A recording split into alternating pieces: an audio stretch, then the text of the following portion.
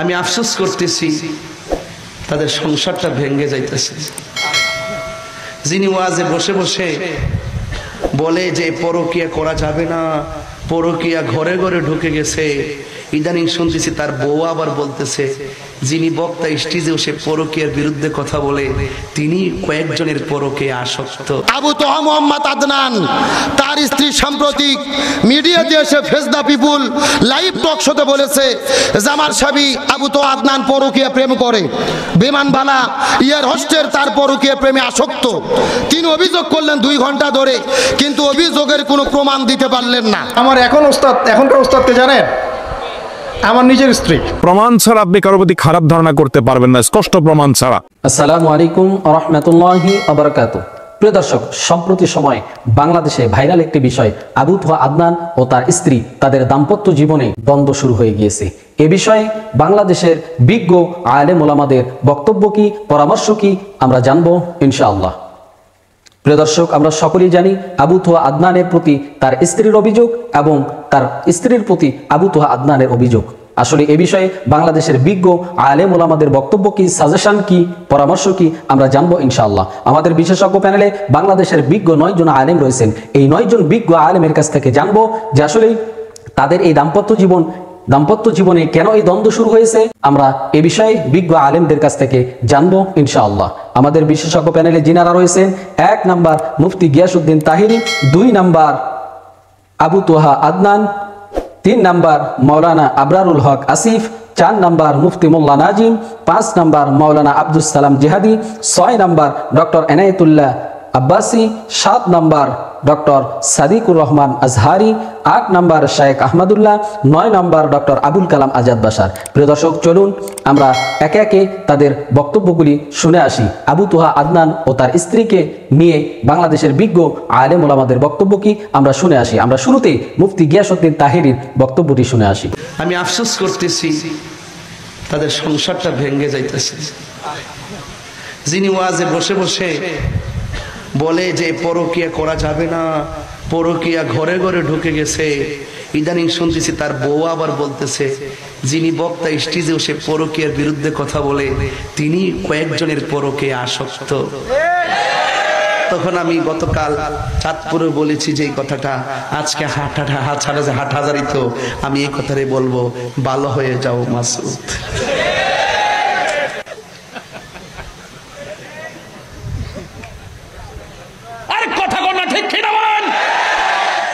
তাহলে মিষ্টি কথার ফান্দে পড়া যাবে না, কথা কোন ঠিক কিনা?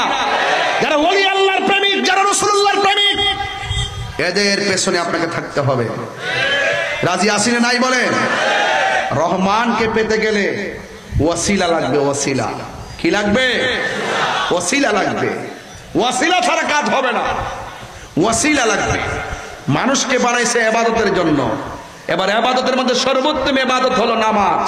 যদি বলেন কি? আপনারা তো নামাজে যাওয়ার আগে তাড়াতাড়ি করে ওযু করেন, এই দিক দিয়ে পানি ঢোকে না, থুতার নিচে পানি ঢোকে না, কানের লতিতে পানি ঢোকে না, দাড়ির গোড়া ভালো করে ভিজে না, এই দিক দিয়ে কাপড় তুলে উদ্দুরা স্টাইল, এটা আর তুলে না, না তুলে এতটুকু শেষ, ওযু শেষ। নামাজের চাবি কি? কথা কয় না। নামাজের চাবি কি? ওযুর চাবি কি? নামাজ বলে পবিত্রতা। আমার এখনকার ওস্তাদকে জানেন, আমার নিজের স্ত্রী। আমার নিজের স্ত্রী। অসাধারণ তেলাওয়াত, এটা শোনানো যাবে না যেহেতু পর্দার ব্যাপার আছে। অসাধারণ, এক বাক্যে অসাধারণ। এখনো জিজ্ঞাসা করি এই জায়গাটা কেমনে পড়ো? এমনি। আমাদের বাংলাদেশের আইনে এই আইনটা পুরুষদের জন্য অবশ্যই জারি করতে হবে। ওয়াইফ কোনো অভিযোগ করলে বিশ্বাসযোগ্য হবে না, ওয়াইফকে যথারীতি এভিডেন্স প্রমাণ করতে হবে। আমি একটা কথা পুরুষদেরকে জিজ্ঞেস করতে চাই, হে পুরুষেরা, আমি নিজেও তো পুরুষ, আপনারাও পুরুষ। আমার কথা হচ্ছে, নারী আর পুরুষ দ্বন্দ্ব লাগলে মানুষ কেন শুধুমাত্র নারীর ক্ষেত্রে আলগা পিরিত দেখায়? আমার কথা, পুরুষের ক্ষেত্রে বৈষম্য তৈরি হয় কেন? রাস্তায় একজন মেয়ে আর একজন ছেলের ঝগড়া হচ্ছে, মারামারি হচ্ছে, আমরা পুরুষ জাতি বড় বেঈমান। আমরা আগে গিয়ে নারীর পক্ষপাতিত্ব করি এবং এটার সুযোগ নিয়ে কিছু নারী পুরুষের চরিত্রে কলঙ্কিত করে রেখে দেয়। যুবক ভাইরা, আমি সব নারীকে এক পাল্লায় মাপতে চাই না। অনেকে বিয়ে করেছেন, অনেকে বিয়ে করেন নাই। আপনার ওয়াইফ যখন বিয়ের পরে আপনাকে নিয়ে অভিযোগ তুলবে সমাজের চোখে, মেম্বারের সামনে, সোশ্যাল মিডিয়ায়, ফেসবুকে, ইউটিউবে, তখন বুঝবেন ঠেলা কাকে বলে, জ্বালা কাকে বলে। এজন্য আমি বলি এমন মেয়েকে বিয়ে করা উচিত যে মেয়ের সঙ্গে ডিভোর্স হয়ে গেল সেই মেয়ে পুরুষের সম্মানে আঘাত করবার চেষ্টা করবে না।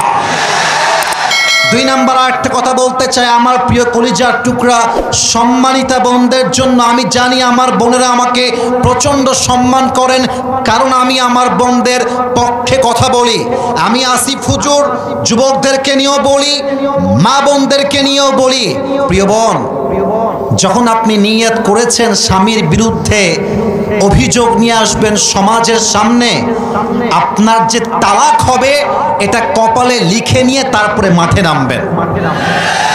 আমরা পুরুষ জাতি বড্ড সেনসিটিভ, আমরা সব সহ্য করব, কিন্তু আমার চরিত্রে কেউ আঘাত দিবে, আমাকে কেউ কলঙ্কিত করবে, তার সঙ্গে আমি আজীবন সংসার করব, এটা কষ্টিনকালও সম্ভব হতে পারে না।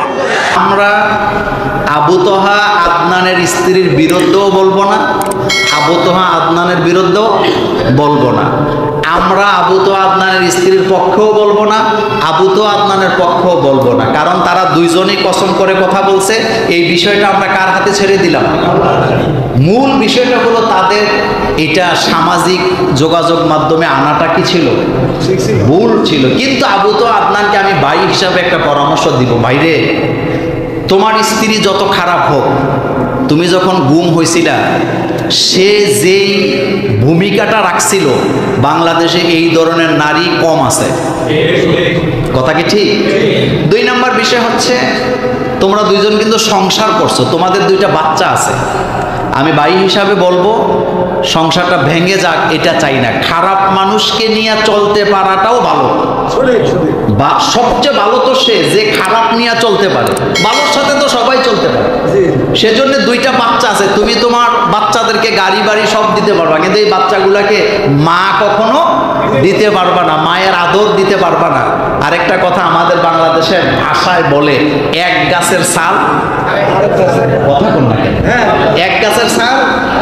সুতরাং এই বাচ্চাগুলোর জন্য এই মেয়েটাই তোমার লাগবে, এই বাচ্চাগুলোর জন্য। সেজন্য আমি নিজেও ফেসবুকে একটা পরামর্শ দিয়েছি, অন্তত বাচ্চাদের দিকে তাকাইয়া তাদের সংসারটা কি টিকে থাকুক। আরেকটা মজার কথা বলি, দুইজনেই কিন্তু খুব জ্ঞানী, আপনারা জানেন কি না জানি না, দুইজনেই কিন্তু জ্ঞানী, দুইজনেই কিন্তু শিক্ষক শিক্ষিকা। আবু তোহা আদনানের স্ত্রীর হাজার হাজার ছাত্রী আছে সারা বাংলাদেশে, তারা অনলাইনে মেয়েদেরকে পড়ায়, কোরআন পড়ায়, হাদিস পড়ায়। এবং যেই মহিলাকে আপনি গালি দিচ্ছেন, এই মহিলা ইসলামী আলোচনা এত সুন্দর। আমাকে একজন বললেন, আমার খুব কাছের মানুষ, যে উনি যখন আলোচনা করে কোরআন হাদিস দিয়ে অনর্গল কথা বলতে পারে, এই হচ্ছে আবু তোহা আদনানের স্ত্রী। হতে পারে তারা এক দুইটা সাইড খারাপ থাকতেও পারে, আল্লাহু আলাম, এই ব্যাপারে আমরা জানি না, কিন্তু তার গুণও কি আছে। তা আমি আপনি তাকে গালি দেবো কেন? তার অসংখ্য ছাত্রছাত্রী, তার ছাত্রী আছে, আবু তোহা আদনানেরও কি ছাত্রছাত্রী আছে। এই জন্য আমি ভাই হিসাবে, বড় ভাই হিসাবে, একজন মুসলিম ম্যারেজ রেজিস্টার হিসাবে আমি অনুরোধ করব সংসারটা যেন ভেঙে না যায়। একটু ঝামেলা হয়েছে, এটা মিঠে যাক, অন্তত বাচ্চাদের জন্য ভালো হোক। আর এখন যারা গুতাগুতি করে ফেসবুকে লেখে, তারা কি আবু তোহা আদনানের বাচ্চাদের দায়িত্ব নিবে? একদিন একটা চিপসও তো কিনা দিতে আসবি না তুই বেড়া। আবু তোহা মোহাম্মদ আদনান তার স্ত্রী সাম্প্রতিক মিডিয়াতে এসে ফেস দ্য পিপুল লাইভ টক শোতে বলেছে, জামার সাবি আবু তোহা আদনান পরকীয়া প্রেম করে, বিমানবালা ইয়ার হোস্টেল তার পরকীয়া প্রেমে আসক্ত। তিনি অভিযোগ করলেন 2 ঘন্টা ধরে, কিন্তু অভিযোগের কোনো প্রমাণ দিতে পারলেন না। পুরো মিডিয়া তোলপাড় যে একটা হুজুর হয়ে পরকীয়া প্রেম করে।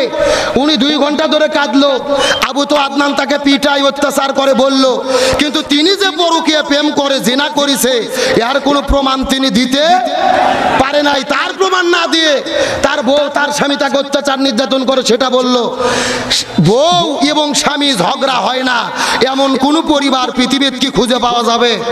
জোরে বলেন যাবে? আরে স্বয়ং রসুলের সাথেও আয়েশা সিদ্দিকার মাঝে মধ্যে মনোমালিন্য হতো, উমর ফারুক যে সেটা ঝগড়া মীমাংসা করে দিত। সুবহানাল্লাহ বলেন।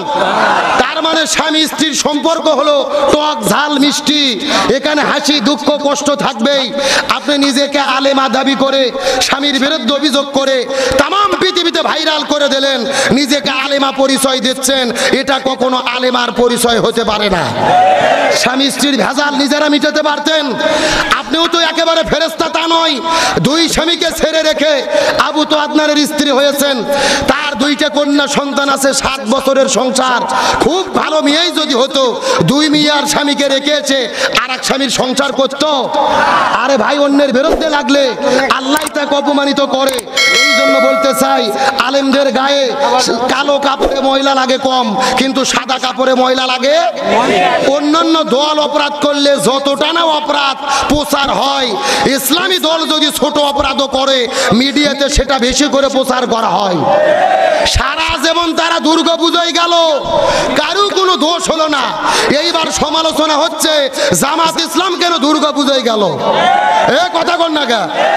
আচ্ছা, জামাতের নেতারা কি পুজো করার জন্য গেছে? ভালো করে বোঝেন।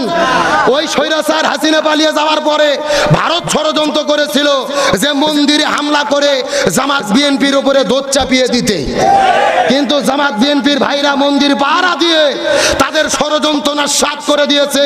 এরা অন্যায় করেনি, এরা ইসলামের সৌন্দর্য ফুটে তুলেছে। পরকালের বিশ্বাস নেই, আল্লাহর ভয় নাই। ওর তো আবার বিয়ে করলেই কি না করলেই কি, ওরা তো অবাধ মেলামেশা, ফ্রি মিক্সিং, লিভ টুগেদার, বিবাহ বহির্ভূত সম্পর্ক করাটা তাদের কাছে কোনো পাপ বলে মনে হয় না। মুমিনকে এটা পারে? কাকে ভয় পায়? কাফের মুশরিক বিয়ে করে না? কথা বলে। আল্লাহর ওলিরা বিয়ে করে না? পার্থক্য আছে? আছে। কাফের মুশরিক অমুসলিমরাও বিয়ে করে, সেটা শুধুমাত্র জাগতিক কারণে, ওখানে তাকওয়া নাই। আর যে আল্লাহকে ভয় পায় সেও বিয়ে শাদী করে, আল্লাহ নির্ধারিত সীমানার বাইরে সে যেতে পারে না। স্বামী স্ত্রীর তো সুসম্পর্কই নাই, কারণ আমরা তো ইসলামী জিন্দিগি লালন করি না, পশ্চিমা জিন্দিগি লালন করি, পশ্চিমাদের কালচার আদর্শ সভ্যতাকে লালন করি। মনে রাখবেন, আপন স্ত্রীকে আপনি যদি লোকমা তুলে খাওয়ায় দেন, সেই স্ত্রীর শ্রদ্ধা ভালোবাসা আপনার প্রতি শতগুণ বেড়ে যাবে। বাড়বে কি না? সুবহানাল্লাহ। তো সওয়াবের নিয়তে স্ত্রীকে যদি খাদ্য তুলে দেন, এটাও ইনফাক ফি সাবিলিল্লাহ, আল্লাহর পথে দান করার সওয়াব। বলেন সুবহানাল্লাহ।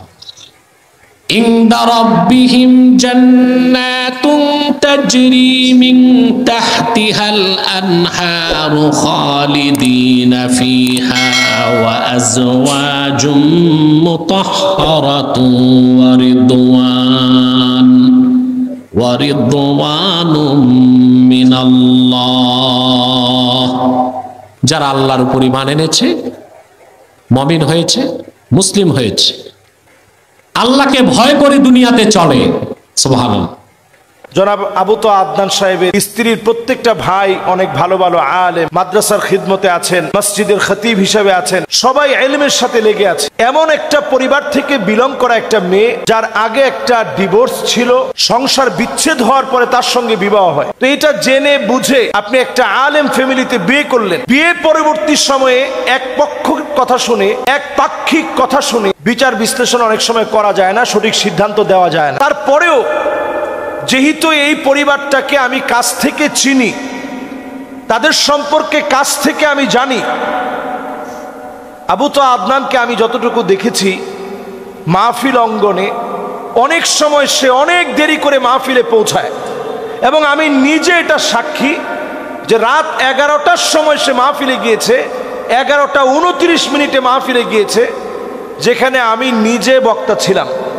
এতে করে মাহফিল কর্তৃপক্ষের সাথে তার মন কালাকালি এবং কটুবাক্য লেনদেন উচ্চবাচ্য হওয়া, এগুলো সব হয়েছে।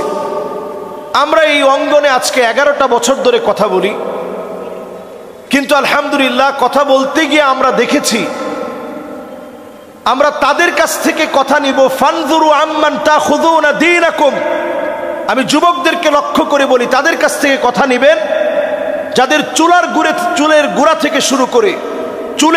থেকে শুরু করে পায়ের তালু পর্যন্ত পরিবর্তন আছে, তাদের কাছ থেকে কথা নেবেন। আমরা অনেক সময় যেটা করি, বাহ্যিক মানুষের পরিবর্তন দেখে অনেক সময় তার কথাগুলোকে আমরা অমূল্য মনে করি। হতে পারে তার কথায় মানুষ হেদায়েত হবে, কিন্তু পারিবারিকভাবে একটা মানুষ যদি আখলাকি না হয়, যদি পারিবারিকভাবে খয়রুকুম লি আহলি, পরিবারের কাছে যদি আপনি সেরা হতে না পারেন, তার স্ত্রী যে স্টেটমেন্ট দিয়েছে সেখানে বারবার বলেছে যে তাকে আঘাত করা হয়েছে, প্রতিদিন আঘাত করত, মারত, খারাপ ব্যবহার করত। তার স্ত্রীর ক্ষেত্রে আমি এতটুকুন বলবো যে তিনি এসে যেভাবে লাইভে কথা বলেছেন, প্রথমে যেভাবে লাইভে এসে বলেছেন, হয় তাকে আমার কাছে ফিরিয়ে দেন, না হলে আমাকে তার কাছে নিয়ে যান। এই বিষয়টি বাংলাদেশের জন্য একটা আশ্চর্যজনক বিষয় ছিল। এমন কথা স্বাভাবিকভাবে কোনো আলেমের স্ত্রী এতটা সাহস নিয়ে বলতে পারে নাই। তো আমি নিজের চোখে দেখেছি আবু তোহা আদনান সাহেব এই স্ত্রীর প্রশংসা অনেক মাহফিলে করছেন, যেটা খোলামেলা এরকম প্রশংসা সচরাচর আলেমরা করতে এটা গায়রত মনে করে, আত্মমর্যাদায় লাগে, এরকম মনে করে নিজের স্ত্রীর কথা, ঘরের কথা তেমন আলোচনায় আনে না। কিন্তু আবু তোহা আদনান সাহেব তিনি বলছেন, আল্লাহ আমার স্ত্রীকে হায়াত দারাজ করুক, সে যে এভাবে বলছে যে সে আমার মতো একেবারে সাধারণ, আমি যেভাবে সাধারণ আমার স্বামীও সাধারণ, এই শক্ত কথাগুলোর কারণে বাংলাদেশের ভিতরে ফেস দ্য পিপলকে ঘিরে এই লাইভের পরে একটা আলোড়ন সৃষ্টি হয়েছিল এবং তাকে গুম করার পরেও ছেড়ে দিতে বাধ্য হয়েছে। তো এখানে কিন্তু এই নারীর অনেক অবদান ছিল। 5টা বছর যে নারী সহ্য করে ডিভোর্সের পরে স্বাভাবিক যে নারীরা বাংলাদেশে ঘর সংসার আবার নতুন করে সাজায়, তারা চেষ্টা করে যে সবর করতে হবে, তারপরেও যেন এই সংসারটা ভেঙে না যায়। সব সবর করার পরেও মুফতি আব্দুল মালিক হাফিজাহুল্লাহ তিনি পর্যন্ত বলছেন যে ঠিক আছে, তোমরা অন্তত কাদা ছোড়াছুড়িটা বন্ধ রাখো। তো আমরা এখন যেটা দেখছি ফেসবুকে প্রতিনিয়ত, হয়তো কখনো নারীকে গালিগালাজ করা হচ্ছে, কখনো আবু তোহা আদনানের বিভিন্ন বিষয় নিয়ে কথা বলা হচ্ছে। পরিষ্কার এক্ষেত্রে একটা কথা বলবো, জেনারেল শিক্ষিত কোনো ব্যক্তির কোনো কর্মকাণ্ডের কারণে পুরো আলেম সমাজকে আপনারা প্রশ্নবিদ্ধ করবেন না, অথবা একজন আবু তোহা আদনানের জন্য পুরো আলেম সমাজকে আপনারা প্রশ্নবিদ্ধ করবেন না। একটা ব্যক্তির ত্রুটি থাকতে পারে, দোষ থাকতে পারে। আমি বলবো যে খুবই গুরুত্বপূর্ণভাবে ইনভেস্টিগেশন হচ্ছে, কারণ এটা আলেমদের বিষয়, এটা অল্প হলেও খুঁচিয়ে খুঁচিয়ে বের করা হবে। ইনভেস্টিগেশন হচ্ছে, ইনভেস্টিগেশনে অনেক কিছু হয়তো আপনাদের চোখের সামনে চলে আসবে যেটা আপনারা বিশ্বাস করতে পারবেন না। যেমন তার শাশুড়ির একটা বক্তব্যে তার শাশুড়ি বলেছে যে সে নামাজের ক্ষেত্রে একেবারে বেখবর। এখন আল্লাহ আলাম, আল্লাহ ভালো জানেন যে কথা সত্যতা কতটুকু।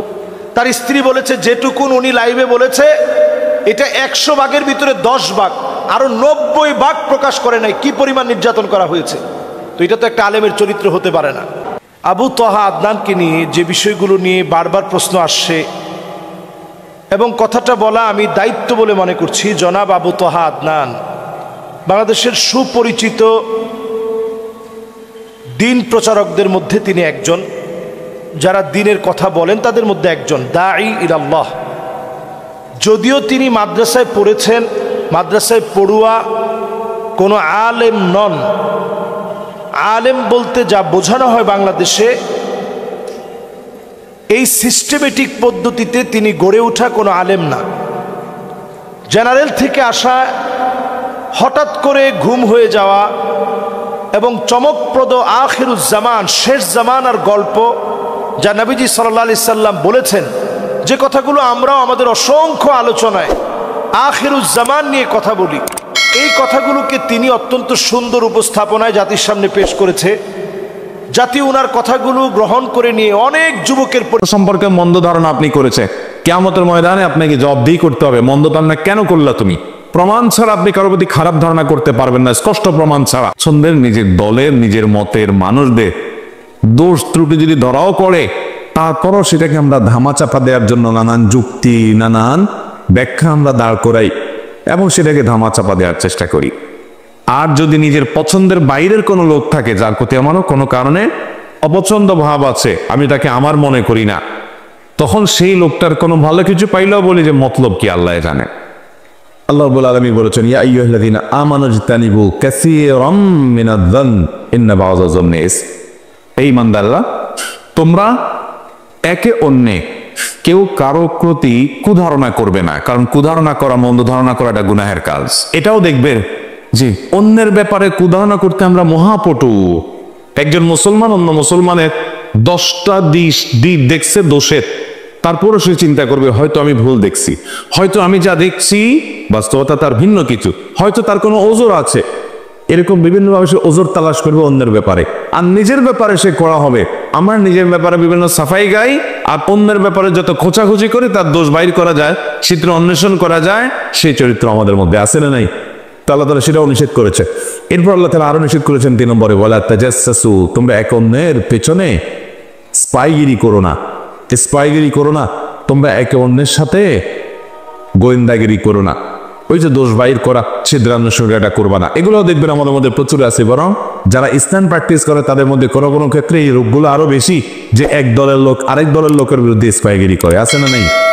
এক দলের লোক আরেক দলের লোকের দোষ বাইর করার জন্য টর্চ লাইট নিয়ে নেমে যায়, আছে না নাই ভাইরা আমার? এরপর আল্লাহ তাআলা বলেছেন চতুর্থত, ওয়ালা ইয়াগতাব বা'দুকুম বা'দা, তোমাদের কেউ যেন কারো গীবত না করে। এই গীবত তো এখন আর গীবত নাই, গীবত এখন ঘি ভাত হয়ে গেছে। গীবত এখন কি হয়ে গেছে? ঘি ভাত হয়ে গেছে।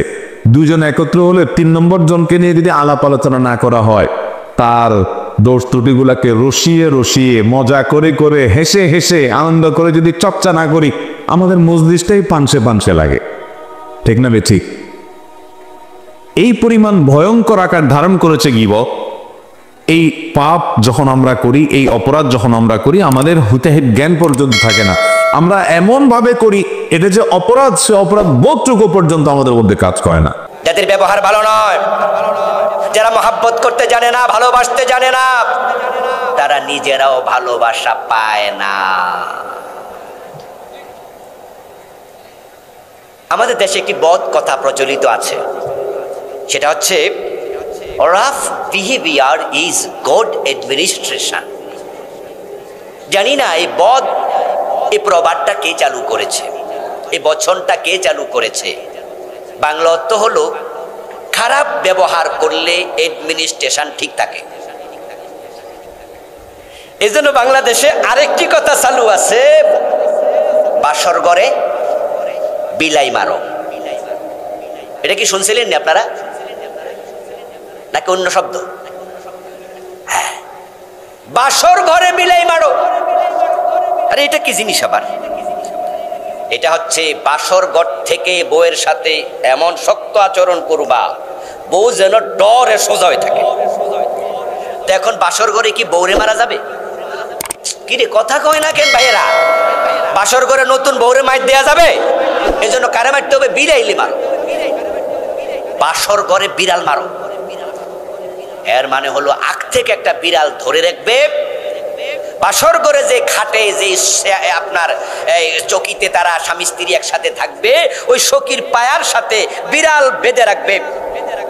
তারপরে নতুন বউ যখন ঘুর ঢুকবে, নতুন বউর সাথে গল্প হবে, কথা হবে, কিন্তু কোনো এক ফাঁকে ওই বিড়াল যখন মেও মেও করবে, এমন রাগ দেখাইতে হবে, বিড়াল তো অলরেডি বান্দা আছেই, এদিকে দৌড়ে ধরা লাগবে। আর কথা কয় থাকে, দৌড়ে ধরা লাগবে, হে তো বান্দা আছে। এবার বিড়াল মেও মেও করিস কেন, রাগ দেখাইয়া বিড়াল আসার মারবেন। বউ এই দৃশ্য দেখা বুঝবে, বেশি কথা কইলা আমারে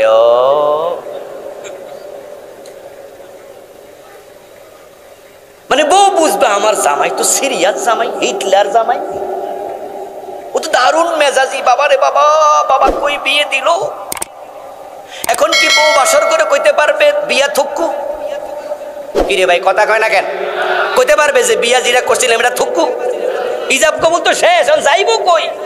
যাওয়ার যেহেতু জায়গা নাই, বউ সোজা হয়ে থাকবে, তাই বাজে প্রবাদ বানাইছে, খারাপ ব্যবহার কখনো উত্তমের স্টেশন হয় না। ভালোবাসা দিয়ে বিশ্ব জয় করা যায়, জুলুম করে নিজের বউয়ের মনও পাওয়া যায় না।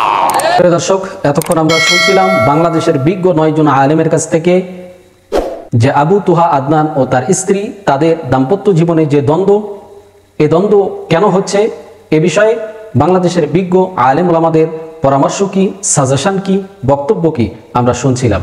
এখানে একাধিক আলেম কথা বলেছেন।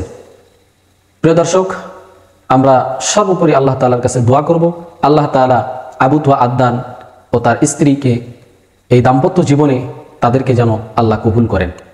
কারণ আবু তুহা আদনান বিচ্ছেদ হয়ে গেলে তিনিও একজন স্ত্রী পাবেন, তার স্ত্রীও একজন স্বামী পাবে, কিন্তু তাদের যে দুটি সন্তান আছে তারা আর মা পাবে না, মার আদর স্নেহ ভালোবাসা আর পাবে না। এজন্য আমরা তাদের জন্য দোয়া করব, আল্লাহ তাআলা তাদেরকে যেন আবারও দাম্পত্য জীবনে কবুল করেন। মুফতি মোল্লা নাজিম ভাই তিনি অনেক ভালো কথা বলেছেন, তার যদি কোনো দোষ ত্রুটিও থেকে থাকে আপনি সেগুলি সংশোধন করার তাকে সুযোগ দিন, সময় দিন, বুঝান। কিন্তু আপনার কাছে আমাদের অনুরোধ, আপনারা কখনো দাম্পত্য জীবন আপনারা বিচ্ছেদ ঘটাবেন না। আমরা আল্লাহ তাআলার কাছেও দোয়া করি, আপনাদের কাছেও আকুল আবেদন যে আল্লাহ তাআলা আপনাদেরকে যেন দাম্পত্য জীবনে আবারও কবুল করেন। প্রিয় দর্শক, আল্লাহ তাআলার কাছে আমরা সর্বোপরি দোয়া করব, আল্লাহ তাআলা আমাদের সবাইকে যেন সকল প্রকার বিপদ মুসিবত থেকে হেফাজত করেন। আবু তুহা আদনানের অভিযোগ, আবু তুহা আদনানের প্রতি তার স্ত্রীর অভিযোগ, তার স্ত্রীর প্রতি আবু তুহা আদনানের অভিযোগ, আসলেই এখানে দোষ কার আমরা সঠিক জানি না। তবে আমরা এতটুকুই করতে পারি, আমরা তাদের জন্য দোয়া করব, তাদেরকে যেন আল্লাহ তাআলা দাম্পত্য জীবনে কবুল ও মঞ্জুর করেন, দুনিয়া ও আখেরাতে তাদেরকে যেন কবুল ও মঞ্জুর করেন। প্রিয় দর্শক, পরিশেষে কথাই বলবো, আল্লাহ তাআলার কাছে আমরা সর্বোপরি দোয়া করব, আল্লাহ তাআলা আমাদের সবাইকে যেন কোরআন সুন্নাহ অনুযায়ী জীবন যাপন করার, আমল করার তৌফিক দান করেন। পরিশেষে এ দোয়াও করব, আল্লাহ তাআলা আমাদের সবাইকে যেন ধৈর্য ধারণ করার তৌফিক দান করেন। সকলে ভালো থাকবেন, সুস্থ থাকবেন। আসসালামু আলাইকুম ওয়া রাহমাতুল্লাহি ওয়া বারাকাতুহু।